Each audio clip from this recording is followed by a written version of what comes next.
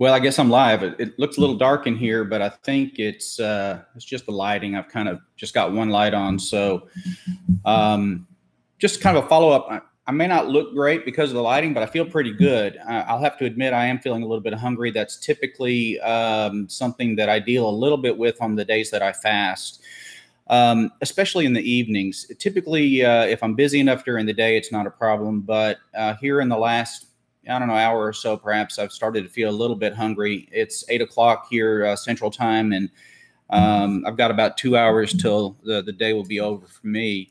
And once I get to sleep, then the next thing you know, it'll be time to have breakfast, and that's sounding pretty good. Hey, Pam, nice to see you. Thanks for dropping in. So for those of you who are fasting today with me, if you will just stay focused a little bit longer, I recommend some hot tea. I'm having some chamomile right now. I'm not a big fan of the taste, but it does kind of help me relax toward the end of the day. AR asked, what's going on? What is this about? What am I doing? And I think it's a fair question because I just sort of co-opted this vignettes channel. I removed the old videos, and we didn't have any new content anyway.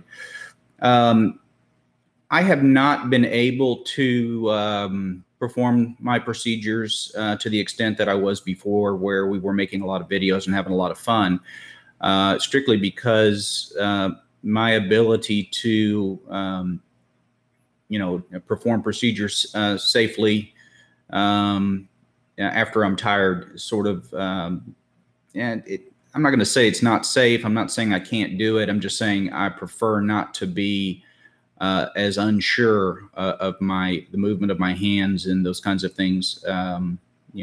Things don't feel the way they should because of the nerve impingement in my neck. And so as a result, I've really cut back to only just a few procedures here and there, usually in the mornings when I'm feeling more refreshed. And hopefully that's going to change soon. As I mentioned in the earlier video that I made, I'm scheduled now on the 24th of July to have a complete corpectomy of the C5 vertebrae. And hopefully that will relieve all the pressure on my spinal cord. I have material that's indenting through the thecal sac. That's the sac around the spinal cord, and pressing into the cord itself, leading to tremors and other issues. Yep, that's what I'm talking about, Pam. Do I have any cyst videos coming up soon? I potentially could. We'll just have to see. I think that if everything goes well on the 24th of next month, then I should be back to making videos again, more in line with what we were doing before. So this particular channel we weren't really using. So back to what I'm doing and why I'm doing this. It's just I really have had a lot of patients, and it seems like this is an epidemic. People coming in that are, thank you, Kelly, that are extremely overweight. It's not just a little bit of an overweight problem. We have a significant obesity problem here in the United States, and it's approximately 75% of my patients now that I'm seeing are either overweight or obese, and the number that are actually obese, either stage 1 or stage 2, or morbid obese even, and more, is approaching somewhere around 35 to 40% of my patients. And I got to thinking that, this is a serious problem. I'm diagnosing more and more cases of diabetes. I'm having more and more people come in and telling me that they're frustrated. They can't lose weight. They don't understand what the problem is. They're certain they have a glandular issue. They're certain there's something seriously wrong with them because they can't lose weight. And the problem isn't really their fault. The problem is the American diet. Our diet is terrible. It's loaded with high-calorie fats and proteins, and we're cutting out the carbohydrates, thinking that the carbohydrates are what's making us overweight. And that's just it's the exact opposite of what we're being told. Everyone's being told, hey, you got to cut back on the carbohydrates, you'll lose weight. And the truth is, if you do one of these diets that are typically not very safe, like the keto diet or a paleo diet or the old Atkins diet, and all of these are just variations of that, where you cut your carbohydrates way back, What happens is your body sort of gets rid of any excess glycogen, which is the glucose storage in your liver, and you lose the glycogen, and you lose the water, and you also lose the sugar, glucose stores in your muscles. So you will lose some weight, but it's mostly water weight and the volume that the glycogen storage was taking up. So most people that do these diets for the first 2 to 3 months, they do seem to lose weight. And you'll talk to people that have lost 20, 30 pounds, and they'll say they feel better. Well, they will lose weight, and they will feel a little bit better. And many times they'll even get some improvement in some of their labs. But what we see with these is we see a worsening of the kidney function. We see a worsening of their glycolated hemoglobin. We see that they're becoming diabetic through these diets. And it's just the opposite of what we're expecting. And we keep doing the same thing over and over again. We keep cutting the carbs out and eating more meat because we believe that the problem is we're not getting enough protein and that we're eating too many carbohydrates, and that's making us obese. Well, we eat more protein, we eat more animal products in general and more processed foods, and that's another big part of it in this country than just about any place in the world. We also spend twice as much money per person on healthcare in the United States than any other industrialized or developed country, and yet we don't live as long as most of them. And the reason is our diet. I had a patient in yesterday. This was a really pleasant fellow. He was from the Middle East. His family entirely in the Middle East, eating a traditional diet, which is almost all carbohydrates. We talked at length because he's the only person in his family with diabetes, and he's on several oral medications because of the diabetes. In addition to that, he has significantly elevated triglycerides and cholesterol. And as a result of that, he's sick and he's on medications, and he has to come in regularly to test the efficacy of the medications as well as check the liver function, check kidney function, and all these things. And I'm sending more and more patients to nephrologists with stage 3 and sometimes stage 4 chronic kidney disease. And this is a dietary issue. And as a result of all of that, I decided that I wanted to do something and see if I could make a difference in my own diet. And I was overweight. Now, I take Mehta 7. You guys have seen my videos. You've seen the Mehta 7 stuff. The truth is, I felt fantastic. I really felt good. But I was not well. I take supplements every day. I eat plenty of protein. I eat I was eating a well-balanced diet. And yet my triglycerides were over 600. My total cholesterol was over 300, with my LDL or bad cholesterol level being over 200. Basically, I was on a fast track to a heart attack or a stroke or who knows what. My glycolated hemoglobin was 5.8.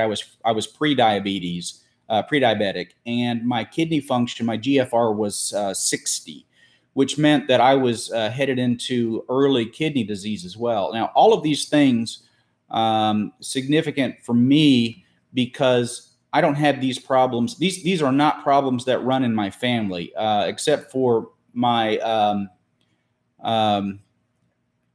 my parents. They have some of these problems too now, but grandparents, no, and ancestry beyond that, no, none of those issues.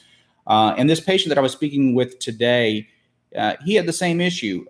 He had all the same problems that I was having, except and including the fact that his family that was still living in his homeland, eating their traditional diet, they had no diabetes, they had no heart disease, they had none of these problems.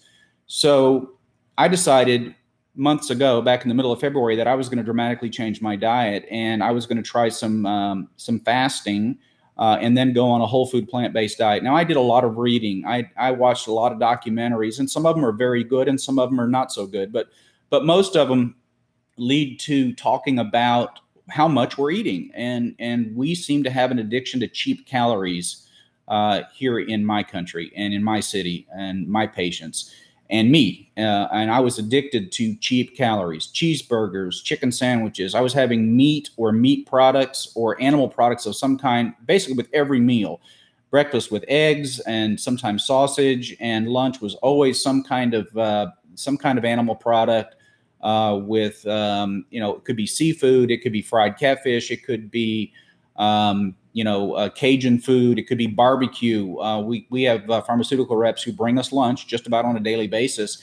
And there is almost never anything to eat that is not somehow got animal products included. So I've had to go on basically just not eating the food. And on Mondays and Thursdays now, I still fast, and I've continued to lose weight. I have lost 51 pounds since the middle of February, and I lost the majority of that before April.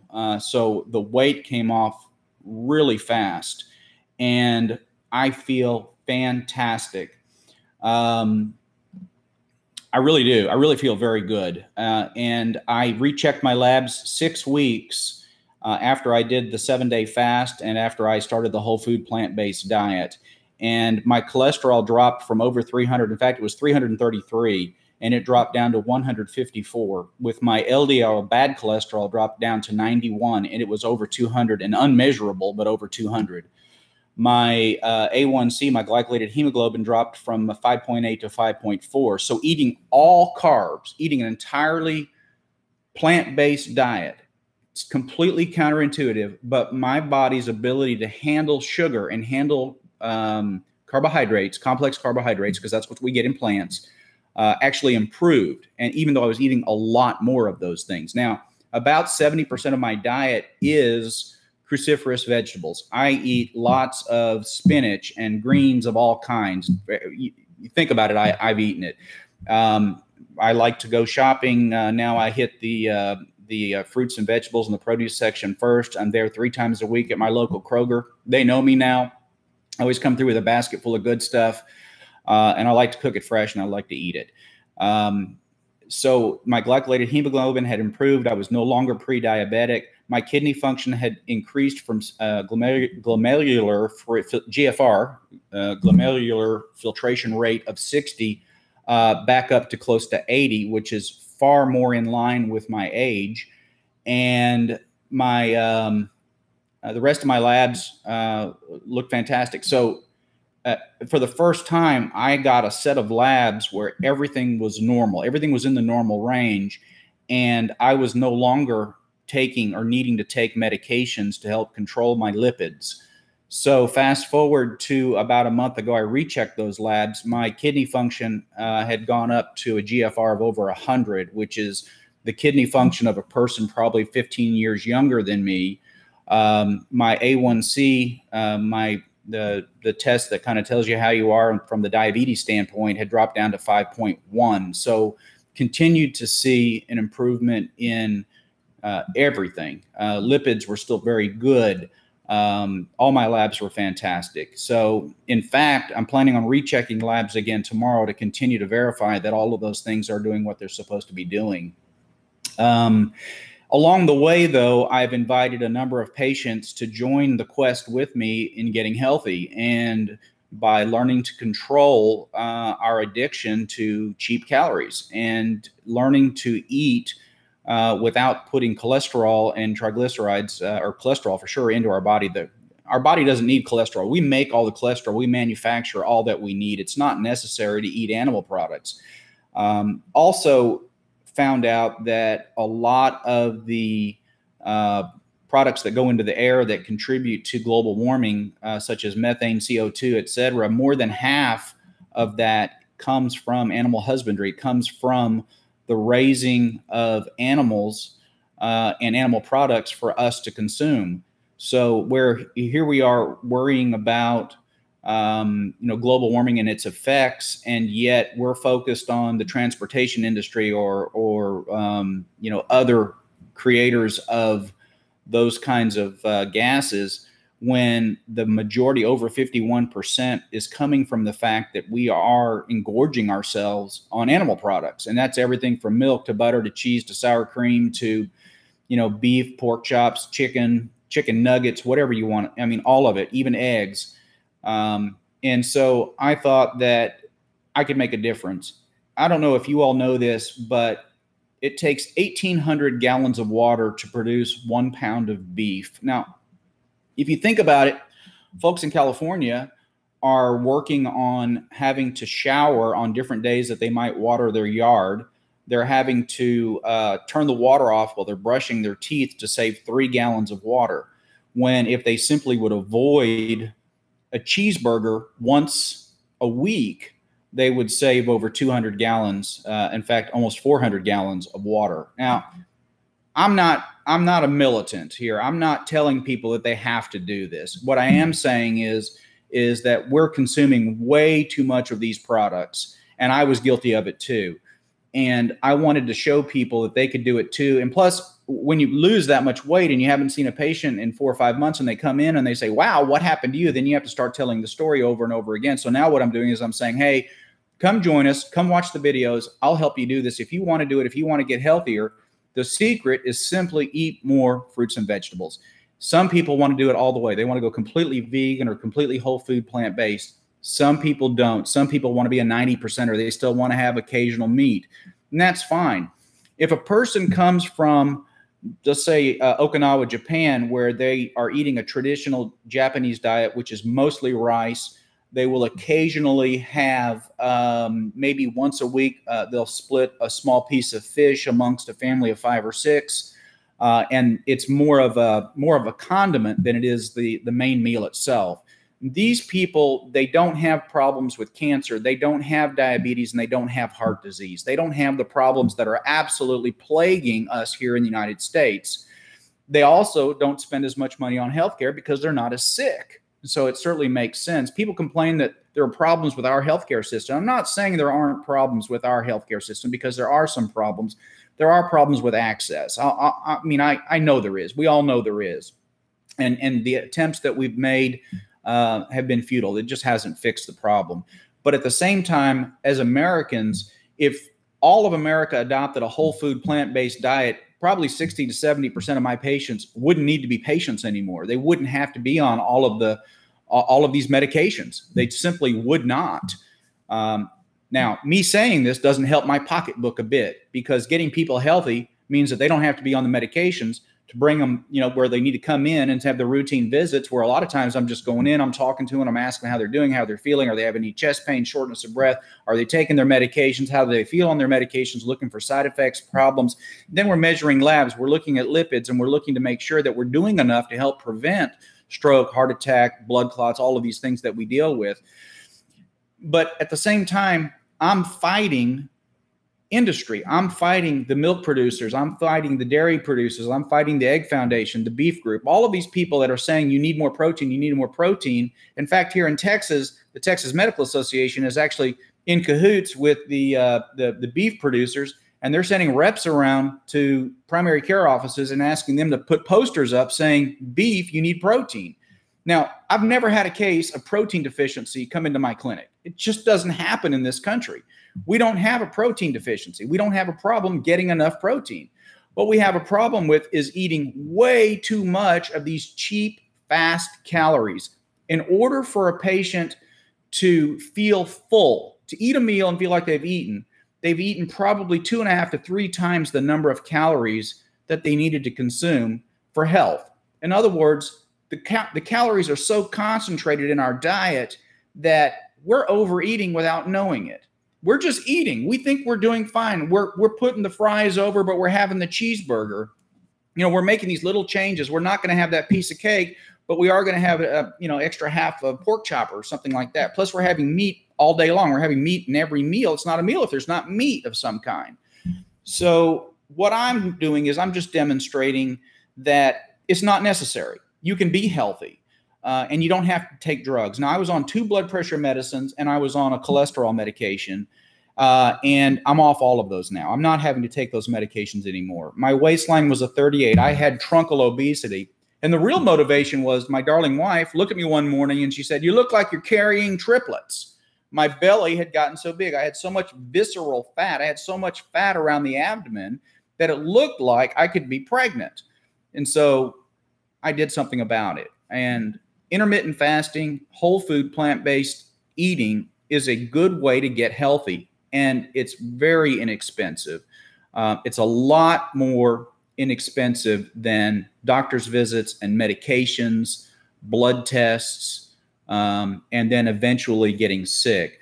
If a person is consuming a yogurt or a glass of milk or animal product, let's say a serving of meat every day, you're increasing your risk of breast cancer by 46%. Yet Yoplait, and I'm going to mention them by name, they're sponsoring the Susan Komen, Race for the Cure Foundation, which is fantastic. I think it's wonderful they're doing that. But yet they're selling a product that actually almost increases by almost 50% a woman's risk of having breast cancer. Now, that's hypocrisy. And we see this kind of thing going on. Drink milk for healthy bones and teeth. And the truth is, the research has proven that by drinking milk, a person actually increases their risk of developing osteoporosis later in life. So drinking milk doesn't make your bones stronger. And there's a lot of evidence that shows that feeding milk, whole milk, cow's milk to children increases their risk for type 1 diabetes. And that's where they're completely insulin requiring. A lot of times they take the 7-year-old or the 6-year-old or the 8-year-old, they go into their doctor, they find out they've got diabetes, and they're told, well, this probably happened because of a viral infection. And there may be some viral infections that can lead to loss of the beta cells in the pancreas from performing correctly. But almost all of these cases also involve the consumption of whole milk. So we as a society need to learn that if we're going to be healthier, if we're going to reduce our cost of healthcare, then we're going to have to start taking responsibility for ourselves to be healthier. And what I'm doing is I'm demonstrating that you can do it. You can eat right, you can eat whole food, you can eat plant-based, you can cut down on the greenhouse gas emissions, you can do the right thing for the environment, you can do the right thing for your own body, and that's more important to me than the other stuff is. You know, there are a lot of people that say, well, you shouldn't eat animals, you shouldn't eat animal products because that's a life. You shouldn't be taking a life. I'm going to leave that to other people to discuss and debate. I'm not militant. I'm not about that. Whether it's true or false, it's irrelevant to me as a person right now from a health standpoint. You want to start talking about spiritual things and ask yourself, is it right to shoot cows in the head and then harvest the meat or not?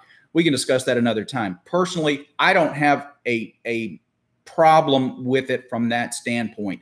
I don't think there's anything wrong with occasionally having some meat, but that should be optional. It should not be the mainstay of our diet, and that's what it's become. So what I'm doing for my patients, for my friends, and there's quite a few of us now that are working on whole food plant-based with intermittent fasting. That means on Mondays and Thursdays, I don't eat. I don't have any calories at all. I have either black coffee, water, or like in this case with the chamomile tea, a sugar-free hot tea. And it gets me through the day. The first times I did it, it was difficult. It was very difficult. It didn't feel good. One of my friends who's working with us, her name is Lisa. She, the first day she fasted, she felt terrible. She got headaches. She felt achy and sore. She really felt miserable. What was going on in her body was her liver was getting rid of a lot of fat that was stored, and her pancreas was getting rid of a lot of the stored fat that was clogging up the function of the pancreas. And she had diarrhea. She didn't feel good. So she didn't do the Thursday fast. But this week, she was able to fast both days, Monday and Thursday. And I spoke with her a little while ago, and she's feeling just fine today. And so that just goes to show you can make changes like this, and it's not as radical or as difficult as we might think. Now, I'm gonna put it out there. She knows I'm talking about her, and I'm sure she won't be offended. But she was recently diagnosed with psoriatic arthritis, where she was having joint pain basically throughout her body. She was having difficulty walking. She was dealing with the psoriasis rashes. She came to me. She said, I need help. I don't want to go on the cancer medication, the methotrexate, which is what we use to treat psoriatic arthritis. And she also didn't want to take the biological agents. And I said, look, I can help you. I'm willing to help you, but you have to understand this is a major undertaking. This is not something where I can just give you a pill and this is going to go away. You're going to have to change your lifestyle. And she said, I don't want to be on those drugs. I'll do whatever it takes. And she has worked hard. She's going on a month now, and she's losing weight. Her joint pain has gone away. The swelling in her joints have almost completely disappeared. She's getting healthy. She's reversing the process of the animal products causing an autoimmune response in her body, leading to a condition called psoriatic arthritis. Now, there's been a lot of evidence out there. There's been a lot of tests that have been done on fasting. Intermittent fasting can reverse chronic autoimmune diseases and chronic diseases of many kinds. There is a physician, Dr. Linda, I'll get back to that. Dr. Esselstyn, a cardiothoracic surgeon, famous surgeon, who worked with a little over 20 end-stage heart disease patients. These were patients that were told that they needed to go on hospice because they were going to die and there was nothing more that could be done for them.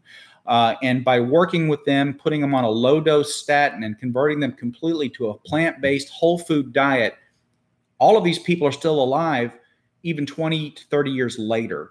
He proved through coronary angiograms that they reversed the disease. The disease actually went away. The plaques actually shrunk in the arteries around their heart. And people that were supposed to have died 20 years ago are still living very healthy, full lives. So our diet and what we're putting in our bodies makes a significant difference in our health, and not just how you may feel. Because I'm going to go back, 5 months ago, I felt good. I just wasn't well. I wasn't healthy, but I felt fantastic. I had lots of energy. I mean, if you look back on my videos, I'm an energetic guy and I still have the energy, but I'll tell you today, I'm more focused than I was back then. I seem to be more able to handle stress. Stress doesn't seem to bother me as much as it did back then. And even though I'm dealing with a degenerative neck, a degenerative C-spine that's causing me to have tremors and dealing with pain all the time, I still have a lot of energy. I still am able to get through my days and do these things. When just seeing a neurosurgeon earlier today, I need a fairly radical procedure where they're going to remove an entire vertebrae out of my neck and put a giant spacer and plates in so that we can stop the loss of sensation. I'm losing the sensation in my fingers because of this mechanical problem in my neck. Okay, let's get back. Linda, fasting with diabetes. You have to be more specific than saying diabetes. I presume you mean type 2 diabetes. And I'm going to tell you that if you go on a whole food plant-based diet and you lose weight while doing it, so if you practice intermittent fasting, and I don't mean long periods of fasting, but I mean a day at a time, say 2 days a week, a person with type 2 diabetes will lose weight and they will improve the function of their pancreas and the beta cells that produce the insulin. Yes, type 2. Okay. So patients who adopt a whole food plant-based diet, and this has been proven over and over again, a lot of case studies, they can actually become normal as related to diabetes. The diabetes will actually go away. And a lot of it has to do with the fact that the animal products will cause a fatty buildup around the pancreas and prevent the normal functioning of the beta cells of the pancreas. There are a lot of great authors out there. There are a lot of great books. Dr. Furman is one of them. He has a diabetes book out. I don't off the top of my head remember the title. There's a great book if you want to read more about this protein epidemic and the epidemic of obesity and diabetes. And sometimes now we as physicians, we're kind of rolling this together. We're calling it diabesity because the two are interrelated. But the book's called Proteinaholic. And I highly recommend it. I think you can get it on Amazon for about $12 in paperback. And it's a great read. It's not overly scientific to the point where you have to have a doctorate degree to understand it. It's well written. And it really lays the case out. Now, this is a doctor who's down in here in Houston. He is he's a bariatric surgeon. So by teaching people to eat right, he's actually losing business. Okay, so it's not in his financial interest for people to eat right, and yet he feels so strongly about wellness and being healthy that he wrote a book. Took him several years to write it. But he was in that same kind of position too, where he was overweight, he had high cholesterol, he was headed toward diabetes and all those problems. He's reversed all of that, and now he's a marathoner. So he exercises and he does eat right now. And I want to talk about exercise too a little bit, because if you're with me now 30 minutes into this, I appreciate you taking the time to listen to me kind of rant on about all of this, because it bothers me. It bothers me that I have so many patients that come to me. And as a physician, my solution to these problems is medication. But I want to do more. I want to do more from the standpoint of being well, being healthy. Cutting out animal products reduces your risk of all kinds of cancers, significantly reduces your risk of diabetes, significantly reduces and can eliminate your risk, almost eliminate, and we can never completely eliminate. Nobody gets out of this game alive, right? We all end up the same place. We all die in the end. If you don't know how the story ends, I'm sorry, that may I may have ruined it for somebody. But the fact of the matter is, we don't have to be so sick. And I'll leave it at that. Pam, your husband takes metformin. If he doesn't eat before he takes it, he gets very nauseated and vomits. I'm not sure he could fast. Is metformin, Pam, is metformin the only medicine he takes, or is he on other diabetes medications as well? Is he on Farxiga or Invokana? Is he on Jardiance? Is he on Trojanta? Is he on Actos? Is he on, there are lots of other medicines too that could be influencing that. But I can tell you that a lot of people that take metformin have nausea with the metformin, and they're just not able to tolerate it. Now, metformin is our #1 drug for type 2 diabetes. It does have the potential to lead to other problems like lactic acidosis. It's not recommended in people that have reduced kidney function. So you might want to talk to your doctor about other medications.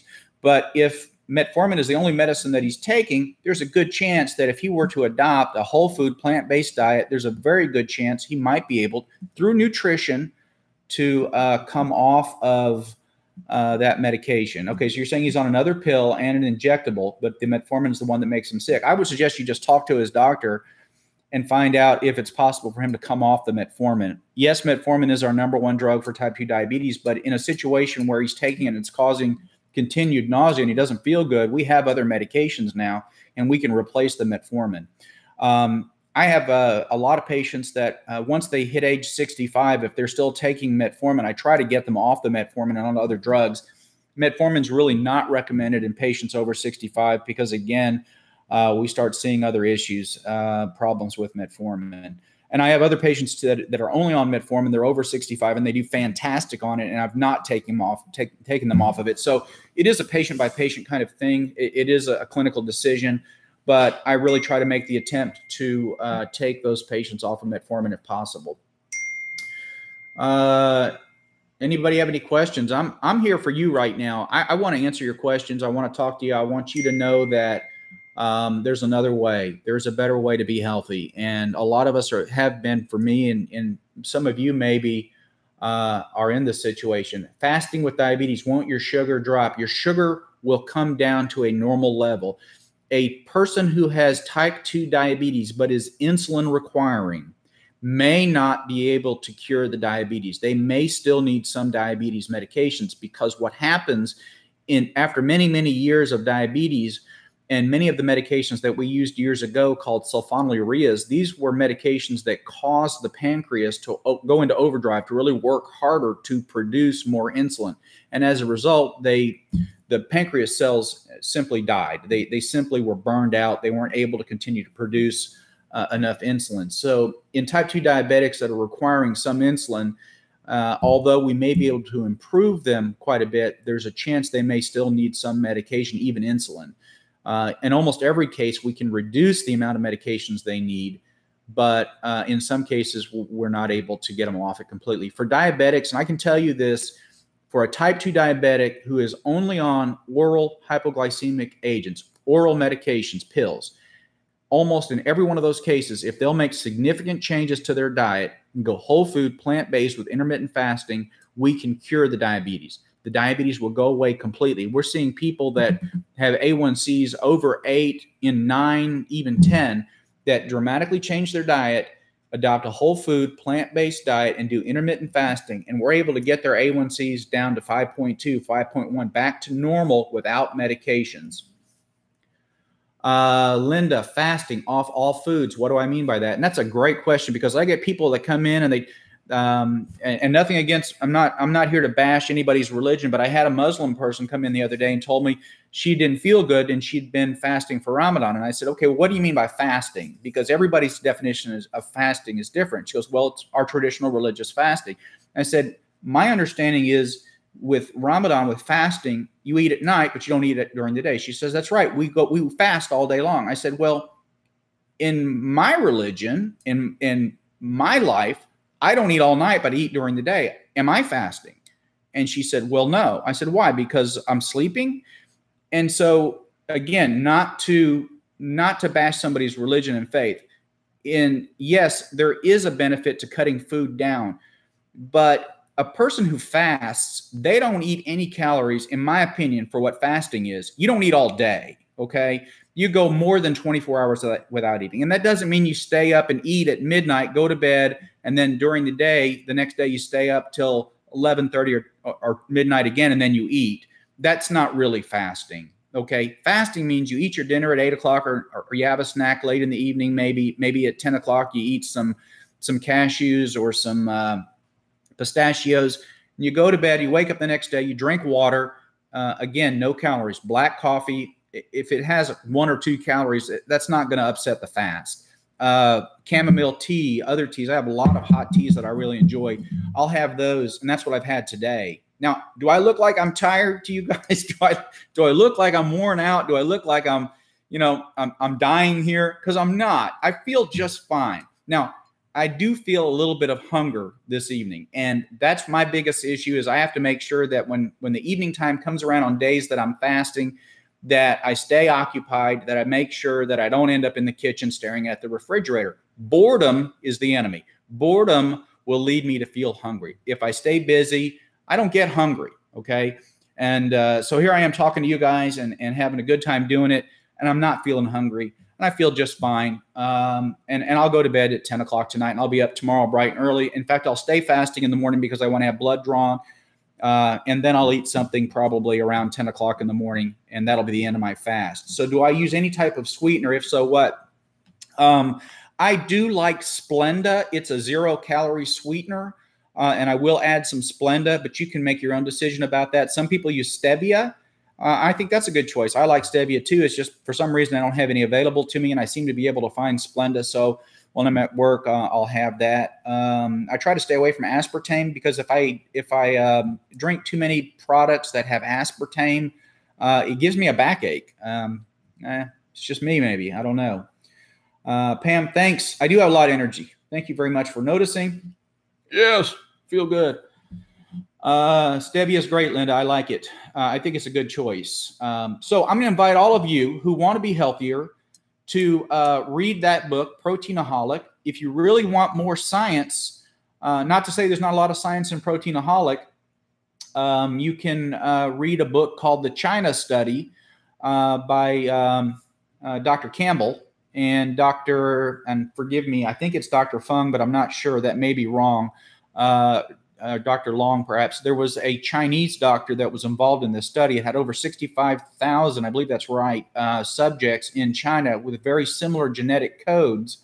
And they evaluated them for over 200 aspects of their lifestyles. But the big conclusions that were drawn out of this study were that those that were living in urban areas that were eating more meat and more of a Western diet had 200 times the risk for certain cancers, including bladder cancer, for example. They had significantly higher risk for stroke, for heart disease and heart attacks, whereas those that continued in their villages on the agrarian-based lifestyle, which was mostly entirely carbohydrates. We're talking about rice with occasionally a piece of meat. These people live well into their hundreds with seemingly no long-term chronic diseases. Studies have also been done on the Seventh-day Adventists who are in California, Loma Linda. Those that eat almost no meat and no animal products live well into their hundreds and even longer, and they're still dancing and they're still meeting socially with their friends, and they're doing things, and they're not living from their 70s and 80s and 90s on lots of medications and being sick. And so what we've learned and what we know and what's not being told is that the more animal products you consume, there is a direct correlation between the amount of animal products you consume and your risk for diabetes, heart disease, and cancers of all kinds. So not to mention the autoimmune diseases, from everything from, like we talked about, the psoriatic arthritis to ulcerative colitis to Crohn's disease to rheumatoid arthritis to Sjogren's disease, and we can go on and on with these mixed connective tissue disease with these connective tissue disorders. So your risk for all those diseases will decline, all of the things we talked about, if you were to skip meat even just 1 day a week. So you would improve your health by cutting out animal products even 1 day a week. You would see an improvement in that. If you wanted to get a lot healthier, you would cut more of those out of your diet. If you wanted to be as healthy as you possibly could, then you would adopt a diet strictly whole food, plant-based. Okay, let's see what else we got here. When I'm not fasting, do I eat veggies and fruit and what else? Okay, so that's a great question. So if you've seen some of the other videos on the Vignettes channel that I've posted earlier in this week, you see that we make homemade bread. So we do have some grains. We want about 70 to 80% of our diet to be cruciferous vegetables. Those are the greens. Those are your green onions, your bell peppers, your all colors of red peppers. Peppers in general are all fantastic. The whole onion family is fantastic. We can talk more about that in other videos, but vegetables, okay? Lettuce is fine. Carrots, cucumbers, celery, spinach is delicious. I eat a lot of squash, a lot of zucchini. I love to make stir fries. I do eat soy, and there's this misinformation out there about soy and about the fact that it leads to high levels of estrogen and this causes problems. Well, that's simply not true. There are people around the world that eat high soy diets that don't have any problems with elevated estrogen levels. So that's a myth. Soy is completely safe and it's delicious. I buy soy curls. They call them soy curls. There's a company called Butler that manufactures soy curls, and they basically, you take them and you dump them out of the bag and you put them in water and you soak them for 10 minutes and they actually absorb the water, they enlarge, and they look like little chicken strips is what they look like. And I'll put those in a pan, I'll heat those up, and I'll throw in the sliced vegetables. That's a meal. That's delicious. It's fantastic. I like to use seasoning. I like to use grilling seasonings. I do add a little bit of salt. Not saying that's necessarily good, but it hasn't seemed to be a problem for me. The last time I checked my labs, my sodium level was 34. So it was at the low end of the normal end for sodium. So I'm getting plenty of salt, and I can actually add a little bit more salt. And that's one of the things I'll be looking at again on my laboratory work tomorrow morning. So that's what I eat. Nuts and seeds, 10%, about 10% nuts and seeds. So the best nuts are the tree nuts. Walnuts are about the best nut. They don't taste that great, but I might throw them in with the bread that I'm making, or I might grind some up and throw it in with the veggies that I'm making. And so I get more of the seeds and the nuts. They're a great source of the essential fats that we need in our diet. There are essential fats. There aren't many essential proteins, though, okay? So keep that in mind. And then about 10% should be mushrooms. Mushrooms are an incredible source of vitamin D and other vitamins. They're extremely healthy. So every now and then I'll buy a little container of sliced mushrooms and throw them in. Tofu, yes, I like tofu. Tofu for some reason tastes a little sweet to me. And it tends to crumble. So tofu will break up a lot. And so you can put it in something and you won't really taste it. The same with the soy curls. The tempeh, which is I believe it's a fermented soy product. I don't really like it. I don't like the way it tastes. It has an interesting texture, but I don't seem to like the taste. And I've tried it several times. So I tend to stay away from the tempeh, however you pronounce it.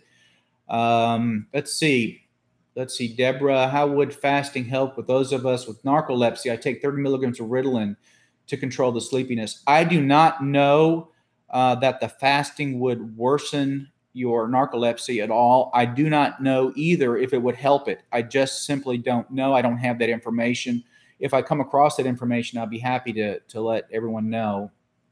Tofu, yeah, it takes on the flavor of whatever we're cooking it in. Same with the soy curls. So as of the last time I weighed, I was down 51 pounds. I started out, I was 247 pounds. The last time I weighed, I was 196. So I had dropped 51 pounds as of the end of last week, and I'll weigh tomorrow and see where I am. I'm going to continue to fast twice a day until I reach a weight that I think is acceptable. Believe it or not, at 196 pounds, my body mass index was still 25.9. So technically, I'm still overweight, even though I'm significantly thinner. My waist size was 38. I'm wearing 34 waist pants now. And today, this morning, I put on size 34 shorts, put my wallet in my pocket, my keys, and put my cell phone in the other pocket. I had forgotten my belt this morning because we were on a trip, and my pants literally fell off.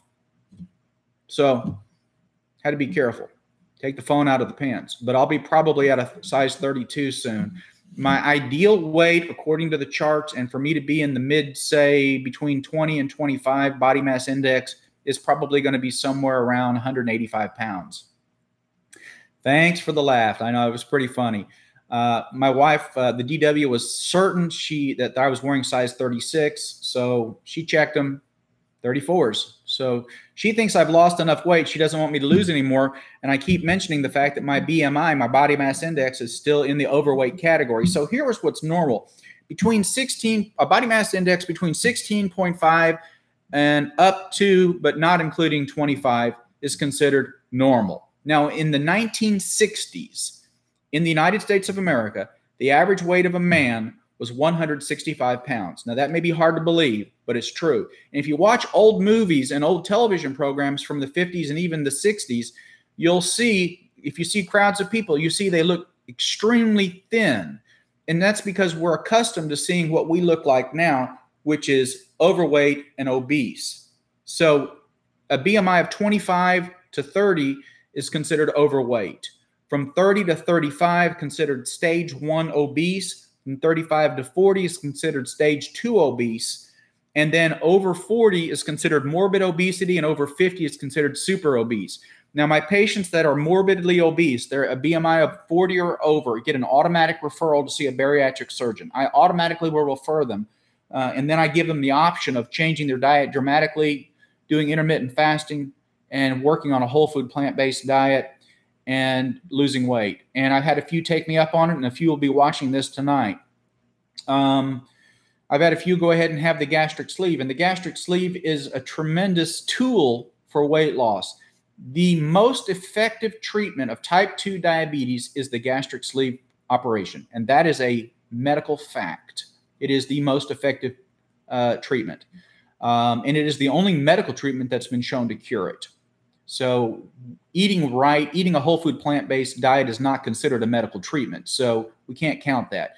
But from a medical standpoint, a bariatric procedure such as the gastric sleeve can be curative for diabetes. And it's the only, medicines don't cure it. The pills that we give you, the SGL, the GLP-1 inhibitors, the Gila Monster protein injectables, for example, like Victoza, Trulicity, and others, they are not curative. They don't cure diabetes. All they do is they reduce the glucose level. So we reduce the glucose toxicity, which is important to do, but it really doesn't it slows the progression of the disease, but the disease continues to progress to the point to where type 2 diabetes, usually after 15 to 25 years, somewhere in there, depending on how serious the problem is, they begin to need insulin. And then we have a problem with insulin toxicity. And the high levels of insulin from a type 2 diabetic having to use insulin leads to an increased plaque formation in the arteries around the heart. It leads to increased toxicity in the body, leads to increased risk for cancers, increased risk for autoimmune disease, and other problems that we've talked about. So we don't want you to be on insulin. And a lot of doctors will add insulin, and I have to do it too, because we have to keep those glucose levels respectable, because if we don't, then we end up with metabolic problems that can lead to death. I mean, diabetes will kill you if we don't treat it. Yeah, Levemir is a long-acting insulin. It's a decent insulin, but the company that's making Levemir is discontinuing it in favor of a better insulin product called Tresiba.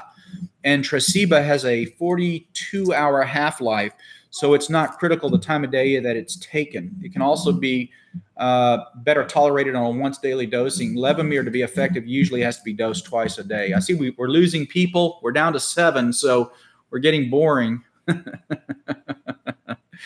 There's a lot of science we're talking about tonight. And so thank you for helping me get through the end of my fast tonight, because keeping me out of the kitchen and wandering around wondering maybe I should take a bite of something when I really don't want to. So I promise you guys, if you're interested, tomorrow you will hear what my weight is, and when I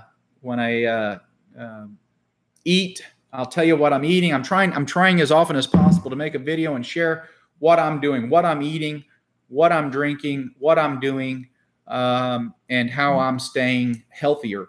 And I'll also share with you the results of my lab test so that you can see that I indeed am not just getting thinner, but I'm actually getting healthier. Nobody mentioned exercise. I'm surprised. I'm not exercising, guys. So I have people that come to me and tell me they're overweight because they don't have time to exercise. I can't exercise. I would like to exercise. I enjoy exercising. I used to exercise a lot. I used to spend a lot of time in the gym. I can't do that. My neck condition prevents that. I can't ride a bicycle. I can't do treadmill. I can't do anything that will cause impact on my cervical spine because it will lead to a hastening of the nerve problem that I'm having. Okay. I don't have stenosis, Linda. What I have is impingement. Stenosis is a different kind of problem with the same, which leads to the same kind of symptoms, though. Would I recommend Mehta 7 for narcolepsy? I think Mehta 7 is a fantastic supplement for anybody that wants to increase their energy. Mehta 7 works at the cellular level to improve the way the body handles glucose and insulin and energy in every cell of the body. Mehta 7 is full of all the ingredients that a diabetic needs to help prevent the onset or progression of neuropathy, okay? So to help prevent neuropathy or the nerve problems that happen in diabetics, we need to do several things. Number one, we need to keep good control of our glucose, okay? So that means eating right, getting a little bit of exercise, and taking our medicines, whatever those medicines are in that particular case, okay? So doing those things first. Secondarily, a baby aspirin every day has been proven to improve or to slow down the progression of neuropathy. Number two, B6, pyridoxine, has been shown to reduce the risk of increasing neuropathy. Methylcobalamin, which is the most expensive ingredient in Mehta 7, and one of the reasons why it's an expensive supplement. It's $25 a month. We end up on the 3-month bottle that's $75. That breaks down to less than $1 a day. But most of that cost is from the methylcobalamin. And if you price methylcobalamin, you'll realize that's an expensive ingredient, and that's why Mehta 7 is more expensive than a lot of other things that are over the counter. So getting the methylcobalamin instead of cyanocobalamin. Cyanocobalamin is the B12 ingredient that you usually find in supplements. That cyano that you're hearing about is cyanide. It's a cyanide molecule that your body actually has to deal with when it's cleaved off of the rest of the B12, okay? Now, if that sounds good to you, let me know, because it doesn't sound good to me. All right, methylcobalamin is easily absorbed by the body. The body's able to actually use it instead of you having to stick it under your tongue or take a shot, okay? So to get B12 in the body, because the acid in the stomach will basically destroy the B12, or if you don't have intrinsic factor, if you don't have other factors in your body, then you won't be able to get the B12 in that you need. So methylcobalamin solves that problem. That's why a lot of people, when they take it, they notice almost within a few days a surge of energy, just like they get if they go get a B12 shot at their doctor's office. But they can get it on a daily basis with a tablet of Mehta 7. So it's got that. It's got the magnesium oxide that you need. It's got the alpha lipoic acid that you need. It's got the chromium picolinate. Okay, and I'm probably forgetting something. It's got some cholecalciferol, which is some vitamin D. I think I hit 7 ingredients. Let me know if I missed something, but I think that's right. But those all have a synergism. They all work together to help increase energy, and they all help the body deal better with glucose at the cellular level. So glucose and energy, if you want to feel more energetic, you've got a good chance at that with Mehta 7. I'm not going to lie to you and tell you that 100% of the people that take Mehta 7 tell me they feel better, because not everybody does. Now, there are some people, they take it for a few days and they decide it doesn't work. I've got some people that they take it for a month and they don't really feel anything. And then all of a sudden they stop it and they feel, I feel flat. I got no energy. Well, they never noticed it. It came on gradually. But I've been taking Mehta 7 now for a number of years. I keep my energy level up. If I miss my Mehta 7, I feel it in the afternoon the very same day. I will begin to feel a sleepiness that'll come on. I get an afternoon brain fog. I start to get tired. And then I remember I forgot to take my Mehta 7. I have employees that work with me in the office. They come to me at 1 or 2 o'clock in the afternoon. I feel no energy. Can I have a Mehta 7? I give them a Mehta 7. And within an hour or two, they feel better. They feel more energetic, and they get through the rest of the day. Gumby Jean, who works with me, she takes it every day. She's working with us now. She's working on adopting a whole food plant-based diet. and she's going to start fasting soon. Gonzo's pregnant, so she's not fasting. We don't want her to fast. We want to let her eat whatever she feels like eating. Linda, I don't have an answer to the aspirin. If you're allergic to aspirin, the only thing that you can do is you can take turmeric with curcumin. Turmeric is a natural anti-inflammatory. It will not give you the same life-saving benefit that aspirin gives you. It does not have an antiplatelet activity. However, what it will do is it will reduce your inflammation in your body, and it will help counteract. Now, on my Mehta 7 website, there's a Dr. Gilmore pack, and as of the last few months, I am no longer taking all the items in the Dr. Gilmore pack, so I need to adjust my Dr. Gilmore pack. So I'm glad I remember to do that. So the fact of the matter is I no longer take the fish oil. I was taking the fish oil to increase my level of omega-3s in my diet. Animal products are loaded with a highly inflammatory omega-6. So omega-6 is very inflammatory. It can lead to joint problems, and it leads to vascular issues where inflammation in the vascular system can lead to the plaque formation that is coronary disease and atherosclerosis in the body. So you can help combat that issue by taking fish oil if you're still eating animal products. If you're not eating animal products, you don't need the omega-3 in fish oil or flaxseed anymore. But if you do want the anti-inflammatory effect that you were getting probably from the fish oil, you can get that now from turmeric and curcumin. So I recommend that. I'm going to change the Dr. G pack, my pack, to reflect better what I'm taking now, which is the turmeric, the vitamin D, the Essentials multivitamin, and the Mehta 7. Fish oil can cause bleeding. It is a natural anticoagulant. If you take too much fish oil, you can lead to a coagulation issue. Don't overtake the fish oil. And in fact, once we run out of what we currently have in stock in fish oil, I'm not going to produce any more of it. We're going to get flaxseed oil instead, because flaxseed oil is safer. I'm worried about the mercury in the fish. A lot of people trying to eat healthy are eating more fish. There's a lot of mercury in the ocean. A lot of countries that are not regulated. I'm going to point the finger at China and some other places. They basically dump heavy metals like mercury into the ocean. The fish are picking it up. It stays in the fat in the fish and in the liver. The other higher level predators eat that, and before you know it, it's in your tuna, and it's in the oils, the salmon. It's in the oils that are being produced for fish oil for human consumption. And so that's not necessarily the safest thing to do anymore. So we'll be stopping the fish oil, and we'll be going to flaxseed oil. You get all the benefits of the omega-3s from the flaxseed oil without the risk of mercury. So yeah, fish oil, if you're already on blood thinners, if you're taking a lot of anti-inflammatory medication, then you definitely don't want to take more than, say, 1 fish oil a day. I'd be careful with that. Yeah, mercury is not good. Hello, Real Ruler. Hello. Hey, we're back up to 9 folks. All right. I'm having a lot of fun. Linda, I will tell her congratulations. Yes, you can put turmeric, right? You don't have to have ground turmeric. You don't have to take a supplement for turmeric. I've found turmeric is a little bit expensive, and so it's actually less expensive for me to take it in the capsule form than it is to get the root. At least in my area, it seems to be a bit more expensive. So I like to make sure I get it every day in the form of a supplement. But you're right, I could buy turmeric root and put that right in the food. I've had some other people suggest that as well, and there's nothing wrong with that at all. I think it's perfectly fine. 6 people. Mine says 8 right now, so we have folks coming and going. 6 people following all live streaming at the same time. Yeah. Okay, guys, you got to ask me some questions now. We're an hour in, and the DW is waiting to watch a show with me.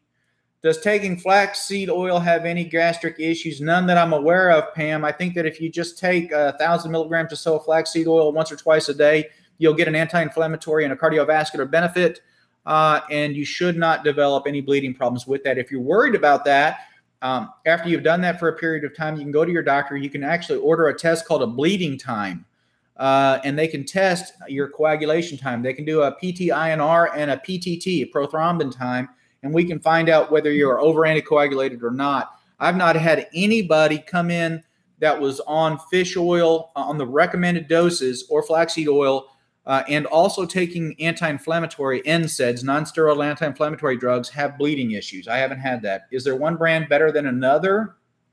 Let's see. Flaxseed oil. I don't know of any bad brands. I would say if you stick with like a reputable manufacturer, larger manufacturers, you're probably going to be fine. They tend to spend the money to test their products just like we do. I have all of our products. When I receive a new shipment in, I have a testing firm. I spend $300 and send a bottle and have it analyzed to make sure that the ingredients in the capsule is exactly are exactly the ones that are supposed to be in there and at the right amounts. Can eating almonds cause any increased propensity to bleed? I'm not aware that could happen. I don't think so, but I would say that if you're going to eat a ton of almonds, you might want to do some research on that. There are a lot of fatty acids. They're generally considered healthy fatty acids in the almonds. And again, there are recommended there are essential fatty acids that our body cannot manufacture that we do need. So we do need some fatty acids, and you can get that from seeds and nuts. But if you're going to eat half your diet being tree nuts and seeds and almonds and cashews and that kind of thing, and you're worried about a bleeding issue, I would do some research on it. But I don't recommend that your diet be more than 10% seeds and nuts anyway. Even if you're a whole food plant-based like I am now, and you want to be sure that you're getting plenty of those essential fatty acids. Okay. I think it's a good time to stop. We've been an hour. You guys are fantastic. I love all of you. I love the fact that you're interested enough to kind of pay attention to this, that you've hung out with me here for an hour and listened to me ramble about this. If you have questions, if you'll post questions in the comment section. I try to set all of these videos where the comments directly go without there being any filters. I don't see any reason. I'm not getting people on this channel that are being rude because they don't like my particular way of tying stitches or something. So how long have I been doing this diet? Jody, since the middle of February. I've lost 51 pounds. I've lowered my cholesterol. I've improved my kidney function. I've improved my glucose tolerance. And I feel better, and I'm a lot healthier than before. I think that's a good time to stop, guys. I'm going to end this, and then if you want to review any of it, if there's any part of it that you have a question about, you want me to elaborate further on, put it in the comments, and I'll try to do it again. I'll also continue to work on updating for everyone who's interested in eating to be healthier, eating a plant-based whole food diet. I recommend eat more fruits and vegetables, guys. If you take anything away from this tonight, eat more fruits and vegetables. You don't have to give up meat. I'm not saying you have to give up meat. What I'm saying is if you eat less animal products, you will be healthier. I am going to say that. And if you want to be as healthy as possible, consider going vegan, beyond vegan, whole food, plant-based, because processed foods can be considered vegan in a lot of cases, but they're simply not as healthy because they have a lot of processed sugars and sweeteners and things like that in there, and they're just not healthy. They're cheap calories, and they'll still feed that food addiction. Beat your food addiction. Give up animal products. Go whole food, plant-based. Do intermittent fasting. And for me, that's twice a week until I reach my desired weight of approximately 185. Once I do that, I will probably decrease the fasting to just 1 day a week for maintenance. Okay, guys, we'll talk down the road. Love you. Thanks for watching. Have a good night.